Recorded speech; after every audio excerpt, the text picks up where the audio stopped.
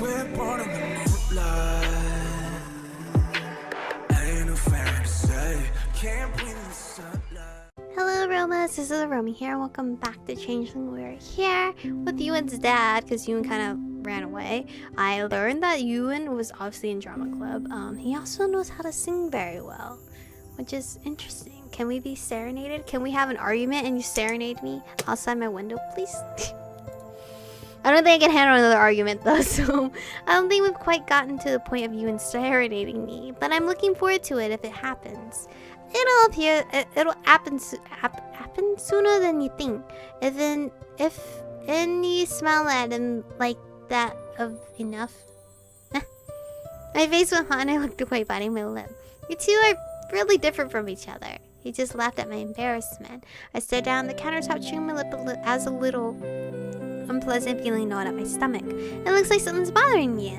Oh, it's not that. I was just thinking. It seems like it must be easier having a family that knows and understands all of this. That you have different problems to deal with and everything. I think I'm a little jealous. Oh, hi Ewan.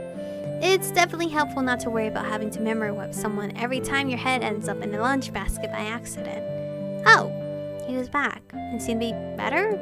I mean, just judging from that laundry basket crack, that actually happens. Did it just happen? Ewan grimaced, more than it should. I just wish I could talk to my family about it, or at least Spencer. The evil twin. Why?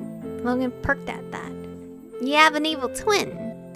I don't know that he's really evil. He's just angry about a lot of things, I guess. You know, we used to be really close before everything happened 5 years ago. It was just 5 years ago. That's a surprise. I figured it for at least 10 or so. What? Oh, I just thought it would have been longer. What? What? Dad, what are you talking about? Then you mean, you know, that's when the switch happened? The switch? Ah, so you don't know. I guess that does make more sense. I was a little confused for a bit there. No, wait, I'm confused. What are you talking about? Oh, nothing. What do you think of this cake? It's a good one for you. Why are you not telling her she's a changeling? Dad, what? It's probably better not know enough. If you people know something about me, then I need to know. Brenna probably knows and she hasn't said a damn word. Enough. I don't care about your stupid fairy secrets. This is my life. Logan visibly started at that. Did you just say Brenna? Brenna Kavanaugh. Kavanaugh? She's been looking after my chick for a while now. You didn't know. I didn't. So she's gotten involved. That's a surprise.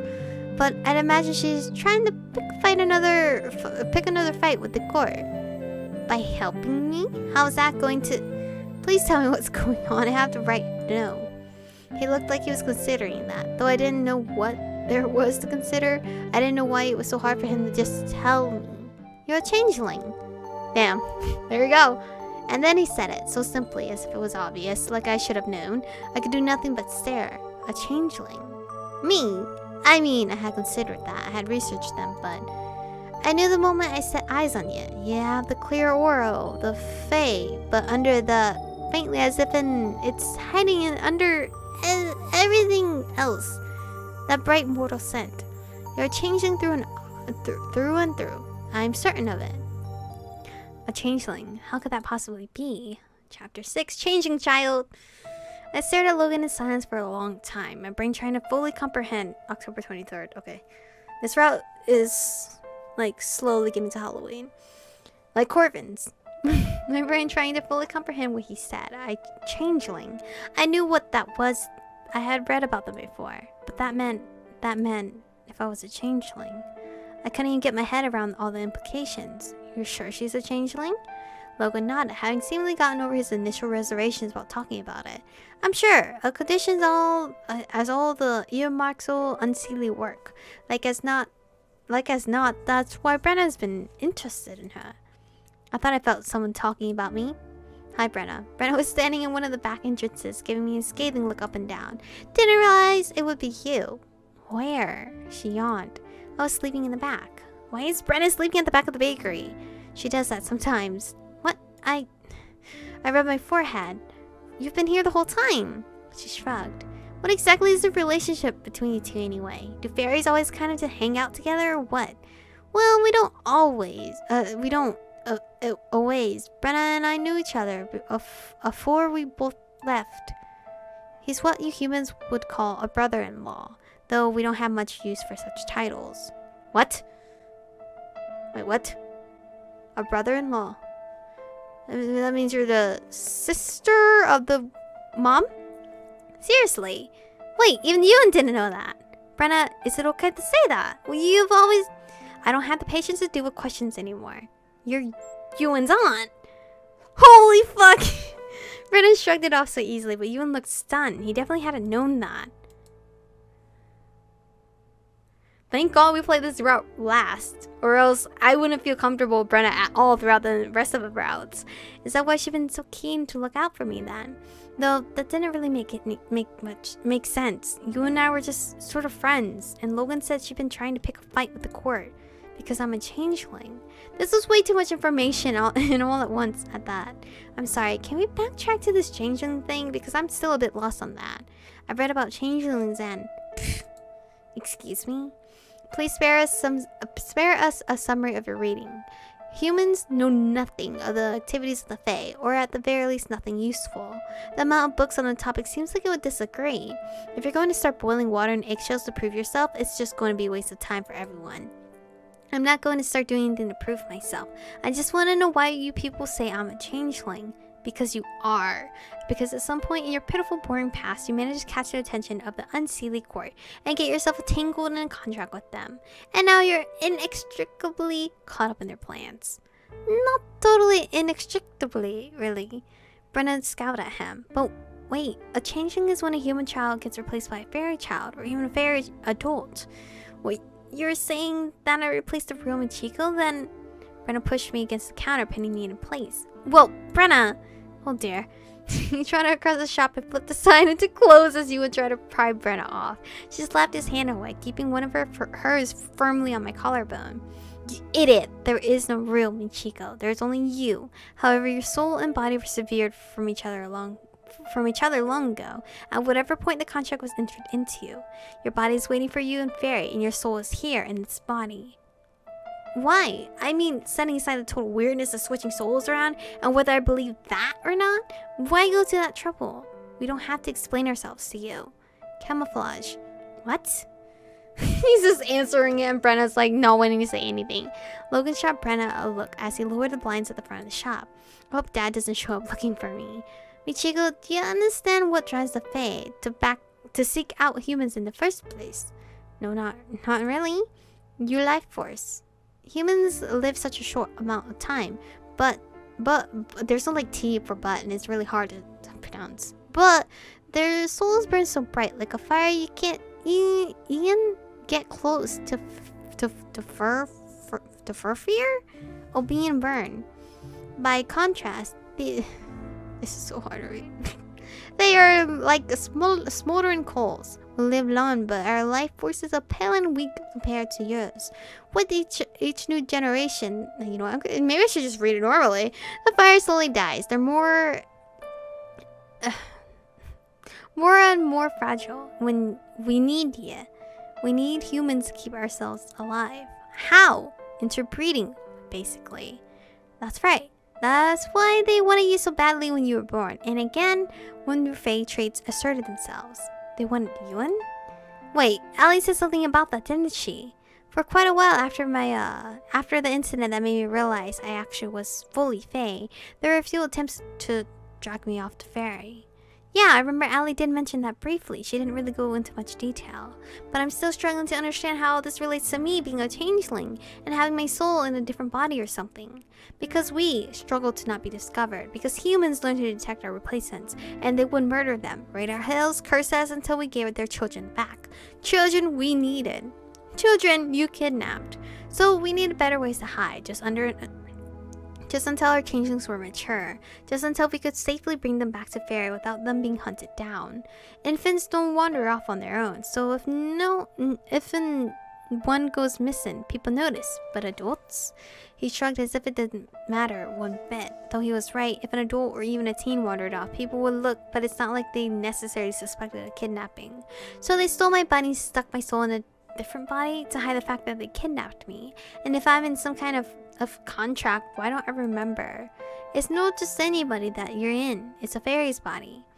And we're so sheltered in the human world. Your body can grow and mature without any negative impact on your life force. You preempted my question there. Humans that stay in fairy for long periods are slowly impacted by the high levels of fey magic. They become more and more fairy-like over time. I assume that means it could decrease the potency of your life force if you were to grow up there, and defeat the purpose of taking you there in the first place. So this is basically a widespread conspiracy on behalf of fairies to kidnap as many human kids as possible, without it being detected until they're old enough for no one to care if they go missing, or at least until they're old enough for people to not look as hard. So you can use them for breeding. No one spoke. It sounds like you're all justifying this. Like you think it's fine. You're standing calmly telling me I was kidnapped, that I'm in the process of being kidnapped. We do what's needed for survival, as everyone does.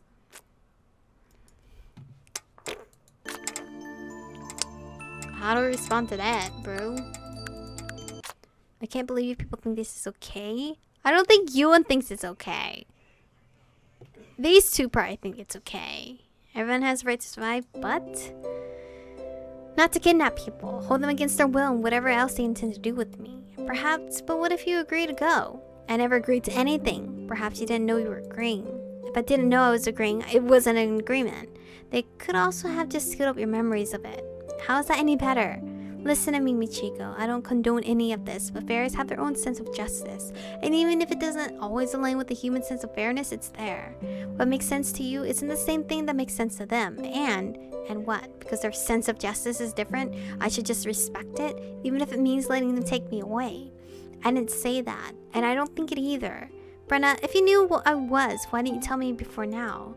Brenna shrugged. I was really hating how calm and casual she was being about this whole thing, but I guess that was just a run-of-the-mill thing for them, something that apparently happened all the time. I was waiting to see. To see what? How things turned out, how determined you were, how useful you would be. I just wanted to see who you really were before I made up my mind what to do about you. I took a long, slow breath, trying to convince myself she'd make a mincemeat of me before I could strangle her. Fine.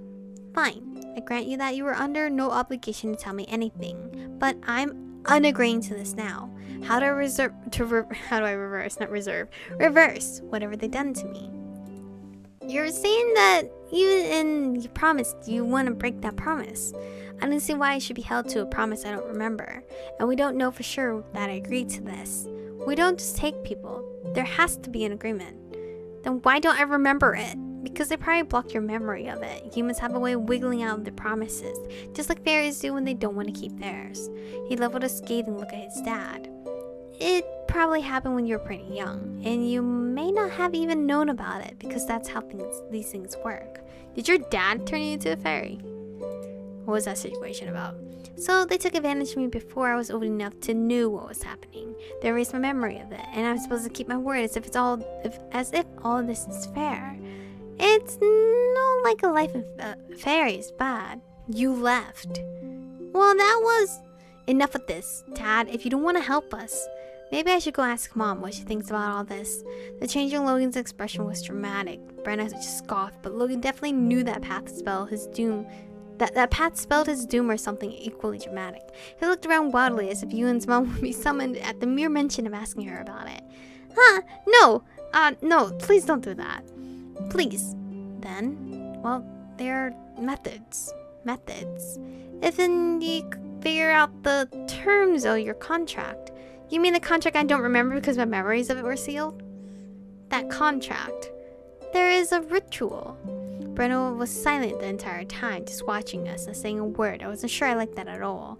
When you say ritual, it makes me nervous. Jeez, it started on an errand for a cake, and now all this. I was never going on an errand for Dad again. It's safe enough, usually. Usually! You're not doing something unsafe. The entire situation is unsafe by your standards, Ewan. By any reasonable person's standards. We're not reasonable people. We're fae, so are you. But you are not. You're not. You're human. You don't even belong here in the first place. Well, I am here. And not really because I want to be. So if you don't like it, why don't you help me? Because I don't have to. You've been helping her. Come on, why be coy about it now? You've always been a bit disrespectful, not to mention ungrateful, brat. You were looking out for you because of Ewan? Brenna didn't answer but looked away, still frowning. Her lips had set into a decided pout. If you want to try to break the contract, you should know that it's not easy to do it right. I just realized, and I'm over time, so I have to end this. But I'm just going to tell you my theory real quick. So Brenna is old as fuck. Confirmed. She's an aunt. Confirmed. And she was naked with Elliot that one time when she was when Elliot took her in because he thought it was just a normal cat. She was naked next to him. Illegal. Anyway, this is where I'm gonna stop for today's episode because this is going crazy. I don't know what's going on anymore. At least we know we're changing now. But we're literally only like chapter 5, 6 or something. We're not even halfway there yet. What the fuck? Anyway, thank you guys for watching today's episode. Stay beautiful, and I'll see you guys in the next one.